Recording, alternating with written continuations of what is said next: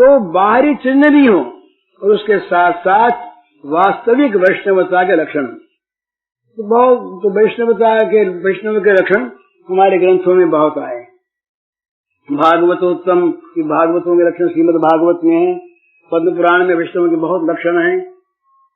उपनिषदों में भी इस तरह के वर्णन आते हैं, संतों का क्या चरित्र होता है, कैसा होता है। तो उसका संक्षेप में एक रूप है, वो रूप में सुनाता हूँ आपको और उसको फिर हृदयंगम करना है। वैष्णव कौन? जड़ चेतन सब में जो सदा देखता एकमात्र भगवान। जड़ चेतन सब में जो सदा देखता एकमात्र भगवान। सबकी सेवा हित में जो कर देता अपना सब बलिदान। सबकी सेवा हित में जो कर देता अपना सब बलिदान। निज सुख दुख में सदा देखता जो प्रभु का कल्याण विधान। निज सुख दुख में सदा देखता जो प्रभु का कल्याण विधान। क्षमावान पर दुख दुखी जो पर कल्याण निरत मतिमान। क्षमावान पर दुख दुखी जो पर कल्याण निरत मतिमान। जिसके इंद्रिय प्राण बुद्धि मन देह सभी प्रभु सेवालीन। जिसके इंद्रिय प्राण बुद्धि मन देह सभी प्रभु सेवालीन। रहते सदा त्याग अग जग का सारा ही संबंध मलिन।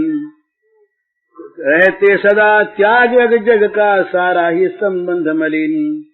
सदाचार रत रहता पर करता न कभी किंचित अभिमान। जन्म कर्म वर्ण आश्रम कुल में राग नहीं रखता विद्वान। सदाचार रत रहता पर करता न कभी किंचित अभिमान। जन्म कर्म वर्ण आश्रम कुल में राग नहीं रखता विद्वान। राग द्वेष रहित प्रभु सेवा हित करता विधिवत व्यवहार। राग द्वेष रहित प्रभु सेवा हित करता विधिवत व्यवहार। पर न कहीं भी कुछ भी करता अहंकार जो किसी प्रकार। पर न कहीं भी कुछ भी करता अहंकार जो किसी प्रकार। एकमात्र प्रभु में ही रहती जिसकी सब ममता आसक्ति। एकमात्र प्रभु में ही रहती जिसकी सब ममता आसक्ति। कर्म मात्र होते प्रभु पूजा प्रभु में ही होती शुचि भक्ति। कर्म मात्र होते प्रभु पूजा प्रभु में ही होती शुचि भक्ति। नहीं विमोहित कर पाते जिसको भुवनों के दुर्लभ भोग। नहीं विमोहित कर पाते जिसको भुवनों के दुर्लभ भोग। नहीं त्याग करता कैसे भी वो शुचि प्रभु स्मृति का संयोग। नहीं त्याग करता कैसे भी वो शुचि प्रभु स्मृति का संयोग। प्रभु के शुचितम मधुर मनोहर लीला नामों में अनुरक्त। सदा सर्वदा रहता होकर सभी वासनाओं से मुक्त।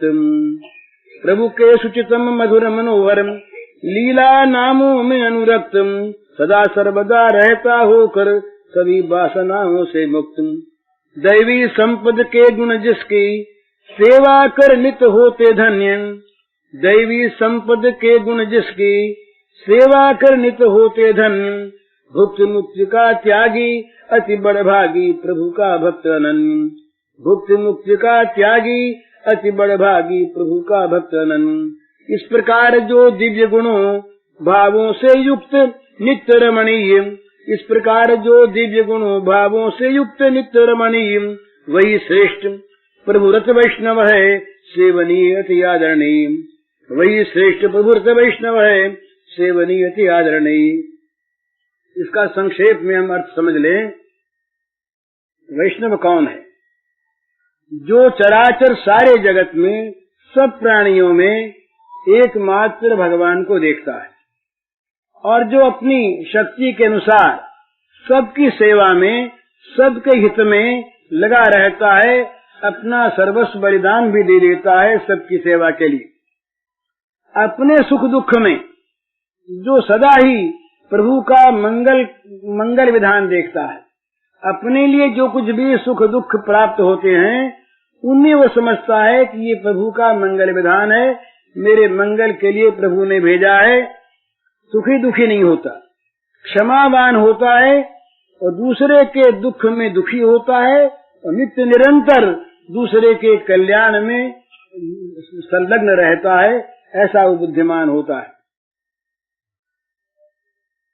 जिसके इंद्रिय, जिसकी इंद्रियां, जिसके प्राण, जिसकी बुद्धि, जिसका मन, जिसका तन, ये सभी यथा योग्य अपने अपने क्षेत्र में प्रभु की सेवा में तल्लीन रहते हैं और जो जगत के मलिन संबंधों का सर्वथा त्याग कर देता है। जगत में जो दिव्य संबंध है भगवान को लेकर, उसके त्याग की आवश्यकता नहीं है। त्याग अजग का सारा ये संबंध मलिन, वो जगत का जो मलिन संबंध है, जो संबंध पाप में रत करता है, जो संबंध अविद्याग्रस्त कराता है, उस संबंध को वो त्याग देता है। निरंतर सदाचार पालता, शास्त्रोक्त व्यवहार करता है, परंतु कभी जरा भी अभिमान नहीं करता। मेरा जन्म ऊंचा, मेरे कर्म ऊंचे, मेरा वर्ण ऊंचा, मेरा आश्रम ऊंचा, मेरा कुल ऊंचा, इस प्रकार से जो उच्चता में आसक्ति नहीं रखता वो वैष्णव है। राग द्वेष से रहित होकर वो निरंतर प्रभु की सेवा के लिए जो कुछ उसको जहाँ जैसा व्यवहार आवश्यक है अपने अपने क्षेत्र में, उस प्रकार का व्यवहार विधिवत करता है। व्यवहार का परित्याग नहीं करता, परंतु वो कहीं भी किसी प्रकार भी एकमात्र प्रभु में ही उसकी सारी ममता जाकर केंद्रित हो जाती है। एकमात्र प्रभु ही उसके आसक्ति के विषय होते हैं और उसके प्रत्येक कर्म के द्वारा भगवान की पूजा होती है। स्वकर्मणा तमभ्यर्च, और प्रभु में ही उसकी केवल पवित्र भक्ति होती है, विशुद्ध भक्ति होती है। उसको तीनों भुवनों के, चतुर्दश भुवनों के जो दुर्लभ भोग हैं वो कभी मोहित नहीं कर सकते। वो कभी भी प्रभु की निर्मल स्मृति का त्याग नहीं कर सकता। वो निरंतर प्रभु के मधुर मनोहर लीला चरित्र में, नाम में अनुरक्त रहता है और सारी वासनाओं से मुक्त हो जाता है। दैवी संपत्ति के गुण उस वैष्णव की सेवा करके अपने को धन्य मानते हैं। उसकी सेवा में दैवी संपत्ति के गुण अपने आप लगे रहते हैं। वैष्णव के माने वैष्णव दैवी संपत्ति के गुणों से संपन्न होता है सहज, और वो सब प्रकार की वासनाओं कामनाओं का त्यागी होता है, भुक्ति मुक्ति का त्यागी होता है। वो वास्तव में बड़भागी है। इस प्रकार जिसमें इस प्रकार के दिव्य गुण हैं, दिव्य भाव हैं, जो और वो नित्य हैं और बड़े सुंदर हैं, रमणीय हैं, वही श्रेष्ठ प्रभु में रत वैष्णव है, वही सेवनीय है और वही आदरणीय है। तो ये तीसरी चीज जो थी वैष्णव सेवन, इस प्रकार का जो वैष्णव है उसका सेवन करे। ये एक बात बहुत समझ लेने की है, जिस संग से हमारे अंदर दैवी संपत्ति का विकास होता हो, जिस संग से हमारे अंदर आसुरी संपत्ति का विनाश होता हो, जिस सत्संग से हमारे अंदर परम त्याग की भावना और सबके सेवा की भावना जागृत होती हो, जिस सत्संग से हम सब में प्रभु को देखना सीखते हो, उत्साह बढ़ता हो, पापों में वृत्ति बिल्कुल नष्ट हो जाती हो, वो सत्संग वास्तविक सत्संग है। चाहे उसका नाम सत्संग न हो, चाहे उसका नाम कुछ और हो, तो जिसका नाम सत्संग है, जिसका नाम साधु संग है, जिसका नाम वैष्णव सेवन है, वो यदि हमारे अंदर पाप वृत्ति को जगाने वाला हो, भोग वृत्ति का उदय कराने वाला हो, प्रभु से हमारा संपर्क दूर करने वाला हो, दूसरों को दुख देने में प्रवृत्त करने वाला हो, परहित का विनाशक हो, हमारी वृत्तियों में भोगों की कामना जिससे बढ़ती हो, वो सत्संग नहीं है, वो साधु संग नहीं है, वो वैष्णव संग नहीं है, वो सर्वथा दुस्संग है। दुस्संग सर्वथैव त्याज्य, दुसंग का सर्वथा त्याग करना चाहिए। तो वैष्णव सेवन से क्या होता है? वैष्णव सेवन से ये वैष्णव के जो गुण हैं ये उसके अंदर आविर्भूत होते हैं, उसके अंदर इन गुणों का उदय होता है। तो ये समझना चाहिए कि यदि हमने वैष्णव का सेवन किया तो ये गुण हमारे अंदर नहीं आए। तो दो ही बात है, जिसका हमने सेवन किया या तो वो वैष्णव नहीं है या हमने उसका सेवन नहीं किया। पारस से लोहा अगर छू जाए तो सोना होता है, अगर सोना नहीं बना तो या तो वो पारस नहीं है और या स्पर्श नहीं हुआ या वो लोहा नहीं है। तो इसी प्रकार से वैष्णव सेवन का एक निश्चित परिणाम होता है वैष्णवता का, उसके जीवन में अवतरण, वैष्णवता का उदय हो जाता है उसके जीवन में। और वैष्णवता इन सब दिव्य गुणों वाली होती है। वैष्णवता केवल कहने के नहीं होती। वैष्णवता जैसे आजकल बैराग नाम होता है, बोले हम तो सब बैरागी हो गए, और तमाम राग भरा हुआ मन में बैरागी कैसे हो गए। इसी प्रकार से सत्य साथ रहना चाहिए अपने प्रत्येक बाहरी नाम में भी। हम यदि वैष्णव हैं तो वैष्णवता का हमारे अंदर लक्षण आ जाना चाहिए, तब हम वैष्णव हैं। तो इस प्रकार अपने अंदर इन गुणों को देखे, ये गुण आए हैं कि नहीं। अगर ये गुण आ रहे हैं, बढ़ रहे हैं, तो समझना चाहिए कि हम वैष्णव हैं या वैष्णव का सेवन कर रहे हैं। ये गुण नहीं आ रहे या ऐसे गुणों का ह्रास विनाश हो रहा है तो समझना चाहिए कि हम वैष्णव तो हैं ही नहीं, हम किसी न किसी असुर के पंजे में हैं और हम आसुरी भावों की ओर चले जा रहे हैं। तो ये बड़ी सावधानी की आवश्यकता है। अच्छा, सेवन कैसे करें? सेवन का अर्थ ये नहीं है कि हम उसके समीप में रहें। केवल समीप में रहना भी अच्छा है, क्योंकि उसके अंदर से जो स्वाभाविक एक दिव्य परमाणु निकलते हैं विचारों के, उन परमाणुओं का संक्रमण भी होता है, उनसे भी लाभ होता है, उनसे बहुत बड़ी विपत्ति टलती है, बहुत बड़े आसुरी भावों का ह्रास होता है। तो किसी महात्मा का, किसी सच्चे संत का, किसी वैष्णव का कहीं पर रहना भी बड़ा लाभदायक, इसमें कोई संदेह नहीं। परंतु वैष्णव का वास्तविक सेवन होता है वो कि उसके अंदर जो दिव्य गुण हैं, उनके गुणों का हम अनुकरण करें, वो गुण हम अपने अंदर पैदा करें और उनकी आज्ञा का पालन करें। वैष्णव कभी आज्ञा नहीं देगा कि तुम पाप में प्रवृत्त हो, तुम बुरा काम करो।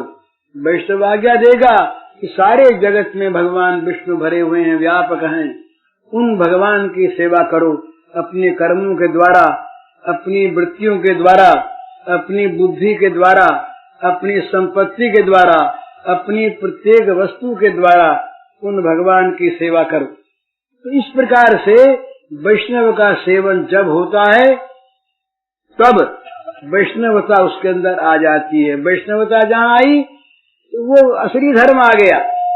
ये धर्म का स्वरूप यही है कि जिसका आभ्यंतर धर्ममय हो जाए, जिसके अंदर में भगवान का आसन स्थिर होकर के जम जाए।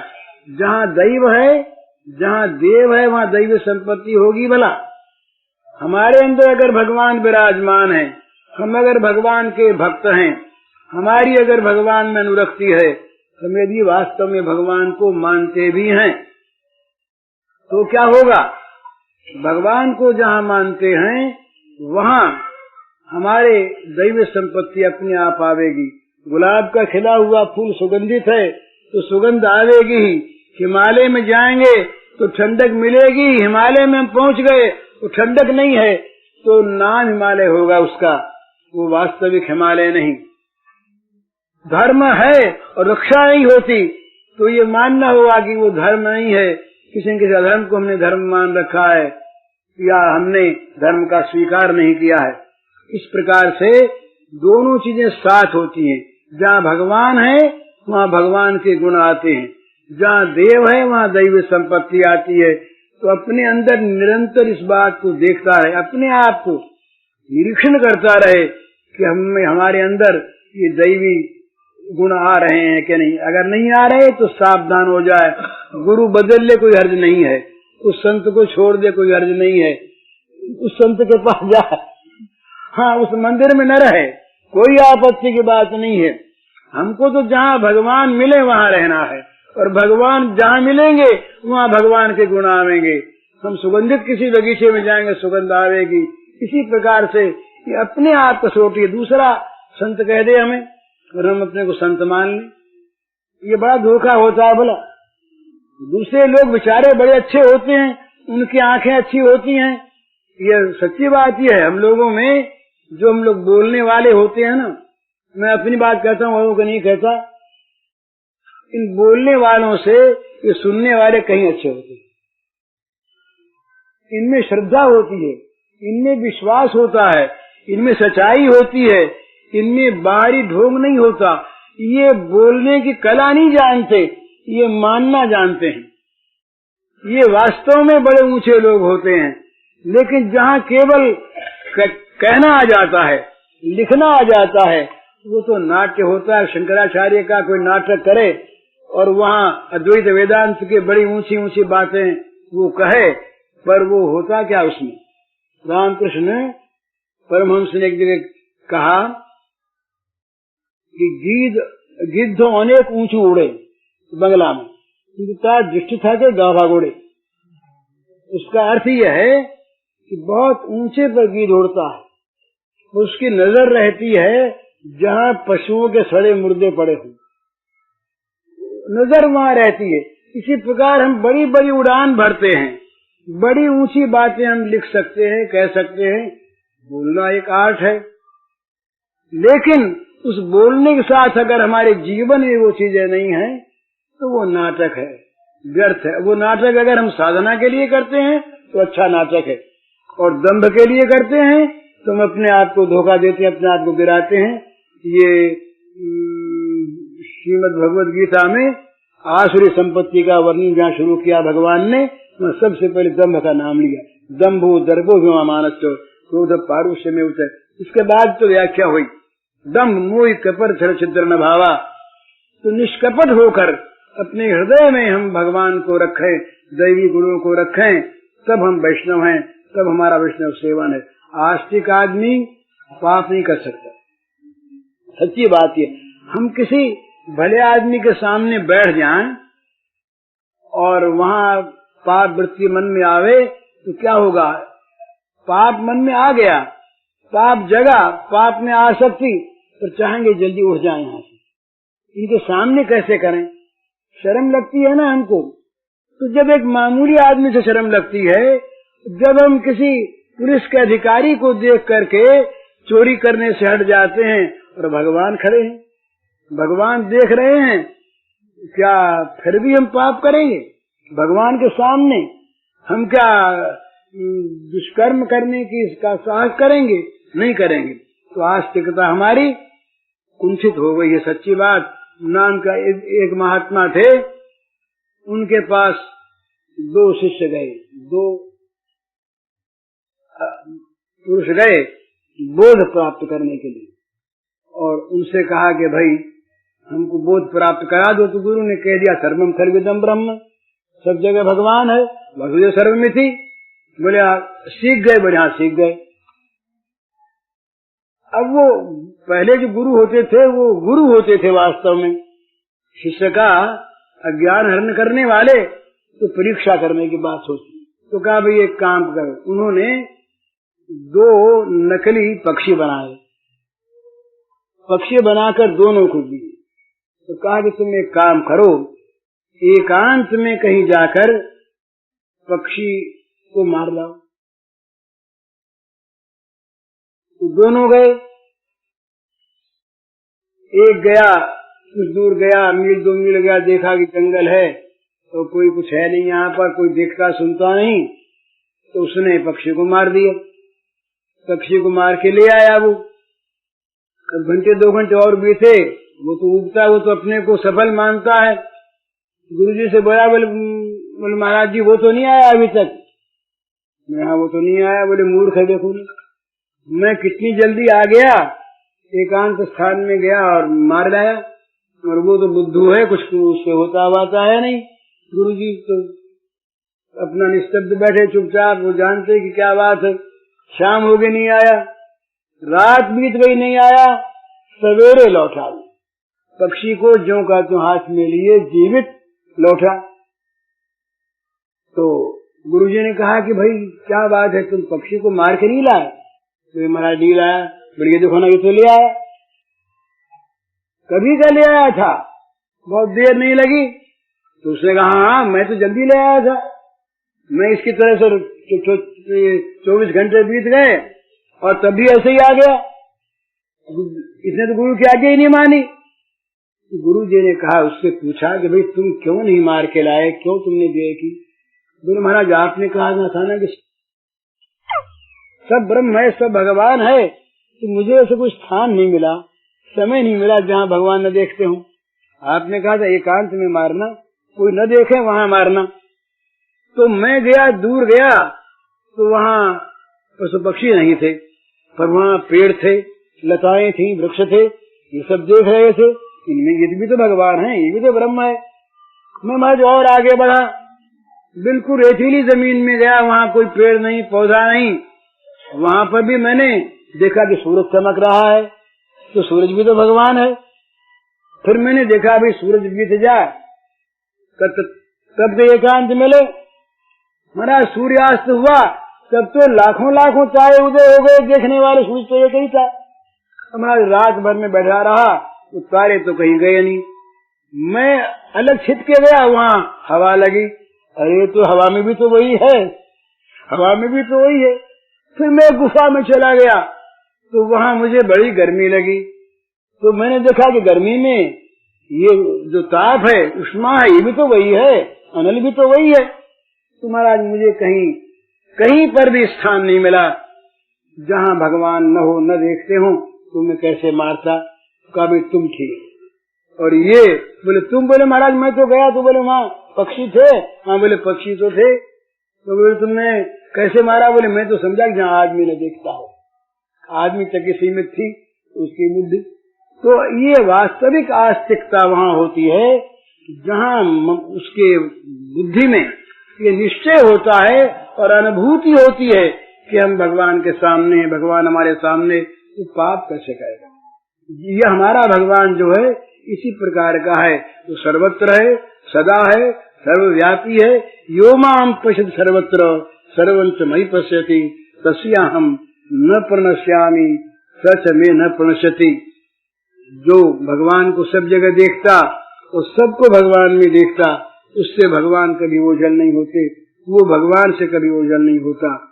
हमारा ये ईश्वर, तो ऐसे ईश्वर की भक्ति करने में हमको वैष्णव बनना पड़ेगा, और वैष्णव बनने के लिए वैष्णव का सेवन करना पड़ेगा, और वैष्णव का सेवन करने के लिए वैष्णव को ढूंढना पड़ेगा। वैष्णव कौन? जिस वैष्णव में वैष्णवता के गुण हो वो वैष्णव। ऐसे वैष्णव का सेवन हो और जीवों पर दया हो और भगवान के नाम में रुचि हो, तो चैतन्य महाप्रभु कहते हैं कि उसको भगवान के प्रेम की प्राप्ति होती है। सपृष्ठम लभते। हरि ओम।